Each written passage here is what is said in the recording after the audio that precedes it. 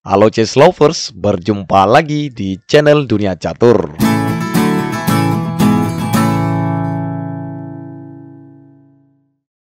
Pada video kali ini, kita akan melanjutkan pembahasan ronde ketiga turnamen catur dunia antara Grandmaster Magnus Carlsen versus Grandmaster Ian Nepomniachtchi. Pada ronde pertama dan ronde kedua sebelumnya, perolehan poin sementara masih imbang ya Ces, yaitu 1 poin untuk Magnus Carlsen dan 1 poin untuk Nepo. Baik, sebelum kita lanjut, jangan lupa klik tombol like-nya ya Chess Lovers. 1 tombol like dari kamu sangat berarti bagi kami dan memberi motivasi dan semangat dalam membuat konten-konten catur menarik lainnya. Oke Chess, sekarang kita lihat, ini dia ronde ketiga. Di sini, Nepo memegang buah putih dan Carlsen buah hitam. Permainan diawali dengan pion E4, pion E5, kuda F3 menyerang pion, kuda ke C6 melindungi pion, lalu gajah ke B5. Pembukaan ini dinamakan pembukaan Ruy Lopez. Pada pembukaan catur ini dapat tercipta sebuah jebakan catur mematikan bagi buah hitam. Bagi teman-teman yang belum tahu triknya, silakan cek linknya pada deskripsi video di bawah ini ya teman-teman. Atau bisa juga dilihat pada daftar video-video uploadan sebelumnya. Oke Ces, kita lanjut. Pion A6 menyerang gajah. Gajah mundur ke A4. Carlsen kuda ke F6 menyerang pion. Lalu Nepo menjawab dengan rokade pendek. Nah, perhatikan Ces, sedikit analisis tentang langkah ini. Sering sekali kita mengalami posisi yang seperti ini. Jika kuda hitam ini mencoba makan pion, maka pion putih ini akan maju 2 langkah mengajak pertukaran pion. Lalu jika hitam menerima pertukaran pion kali pion, maka benteng akan ke E1 mengepin kuda hitam. Lalu pion maju melindungi kuda, dan kemudian kuda kali pion sekaligus menyerang kuda ini 2 kali. Lalu gajah ke D6 mencoba memberi jalan rokade rajanya. Kemudian kuda kali kuda menyerang menteri. Lalu jika pion kali kuda, maka gajah kali pion sekaligus menyerang benteng. Nah, jadi Ces, beginilah parahnya keadaan hitam jika di awal pembukaan tadi memakan pion E4 putih. Oke, kita kembali ke permainan aslinya. Nah, pada posisi ini tadi teman-teman, hitam kuda ke F6 menyerang pion. Lalu putih rokade pendek dan membiarkan pionnya tak terlindungi. Baik, di sini Carlsen pun tidak pukul pion dan menjawab dengan gajah ke E7.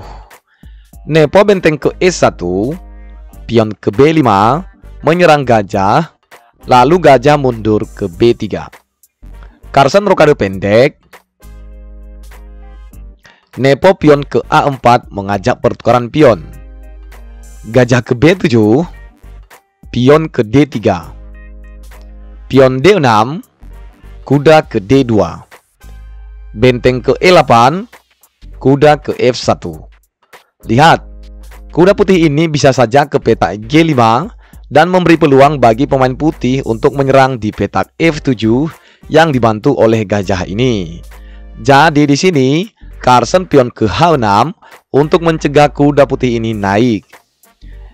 Nepo gajah ke D2, gajah mundur ke F8 untuk membuka ruang pergerakan kudanya. Kuda ke E3, kuda ke E7. Pion C4 mengajak pertukaran pion. Carlsen menerima pertukaran pion kali pion, lalu kuda kali pion. Kuda ke C6, benteng ke C1. Pion A5, gajah ke C3. Carlsen gajah ke C8 dengan tujuan berikutnya akan ke petak E6 untuk memblokir serangan dari gajah putih ini. Nepo pion ke D4 mencoba membuka jalur serangan perwiranya. Lalu Carlsen pion kali pion, kuda kali pion, kuda kali kuda, dan menteri kali kuda. Kemudian Carlsen gajah ke E6.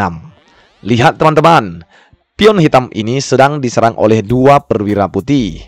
Nah, mari kita analisis posisi ini. Pertama, bagaimana jika gajah kali pion?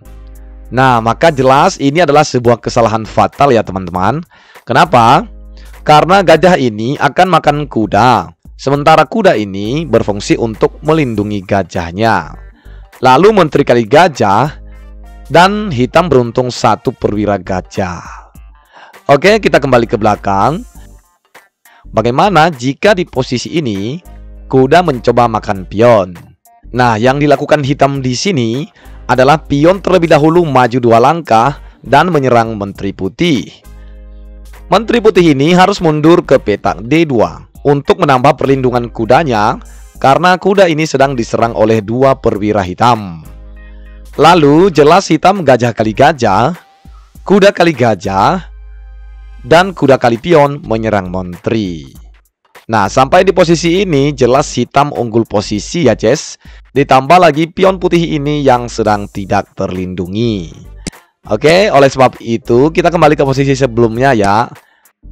Di sini, sekalipun pion ini diserang oleh 2 perwira putih, namun Nepo tidak memakannya dan menjawab dengan langkah lain, yaitu pion maju ke petak H3. Lalu Carson pion ke C6, gajah ke C2. Pion ke D5 mengajak pertukaran pion sekaligus menyerang kuda. Nepo menjawab pion maju sekaligus menyerang kuda. Carson pion kali kuda, Nepo menteri kali menteri, benteng kali menteri, pion kali kuda. Sampai pada pertukaran ini, posisi kedua pemain masih terlihat imbang ya, Ces. Kemudian Carson gajah ke B4 mengadu perwira gajah. Nepo pion kali pion, gajah kali gajah, pion kali gajah, dan raja kali pion. Berhubung karena permainan sudah memasuki babak endgame, maka Nepo mulai bergerak mengeluarkan rajanya. Raja ke F1 dan dibalas benteng ke B8. Benteng ke B1 mengajak pertukaran benteng. Carson raja ke F6, benteng kali benteng, benteng kali benteng. Lagi-lagi Nepo benteng ke B1 dan Carson menerima pertukaran benteng kali benteng dan gajah kali benteng. Nah, perhatikan Jess, pada posisi ini jelas terlihat bahwa endgame dari permainan ini pastinya akan berakhir draw atau seri.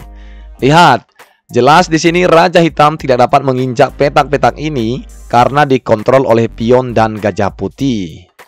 Sementara perwira yang tersisa untuk kedua pemain hanyalah gajah yang jelas tidak dapat mematikan raja. Oke, kita lihat saja permainannya. Di sini Carson gajah ke E5, lalu Nepo raja ke E2. Pion F5, gajah ke C2. Pion F4, gajah ke B1.